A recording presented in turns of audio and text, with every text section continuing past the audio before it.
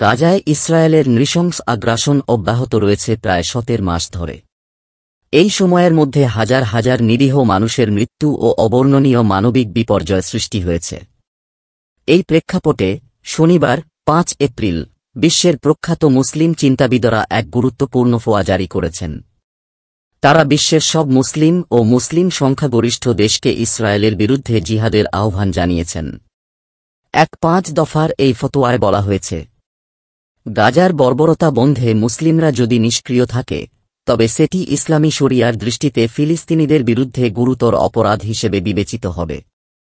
ফতোয়ায় আরও উল্লেখ করা হয়, মুসলিম নিধনে অংশগ্রহণকারী বা সমর্থনকারী কোনো পক্ষের সঙ্গে সহযোগিতা ইসলামী দৃষ্টিতে সম্পূর্ণ নিষিদ্ধ। মুসলিম রাষ্ট্রগুলোর উচিত এই গণহত্যা বন্ধে জরুরি পদক্ষেপ গ্রহণ করা, সামরিক, অর্থনৈতিক ও রাজনৈতিকভাবে। এই ফতোয়া জারি করেছেন প্রখ্যাত ইসলামিক স্কলার ইউসুফ আল-কারজাভির নেতৃত্বে গঠিত international union of Muslim scholars. সংগঠনটির মহাসচিব আলী আল-কারদাঘি সরাসরি আহ্বান জানিয়েছেন, সব মুসলিম দেশ যেন এই মানবিক বিপর্যয় রুখতে সক্রিয় পদক্ষেপ গ্রহণ করে। ফতোয়া কি? ইসলামিক শরিয়ত অনুযায়ী ফতোয়া হচ্ছে ধর্মীয় আইনি সিদ্ধান্ত।